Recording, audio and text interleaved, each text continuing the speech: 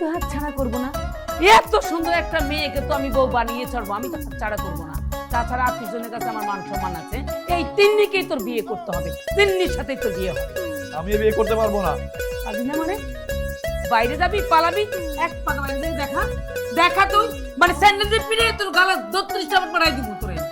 তুমি জুতা কেন, তোমার যা ইচ্ছা তাই দিয়ে আমাকে মারো, তারপর ওই বিয়ে আমি করবো না। ভাইরে মাথাটা ঠান্ডা কর না প্লিজ। তুমি যা ইচ্ছা তাই কর, কোনো লাভ নাই।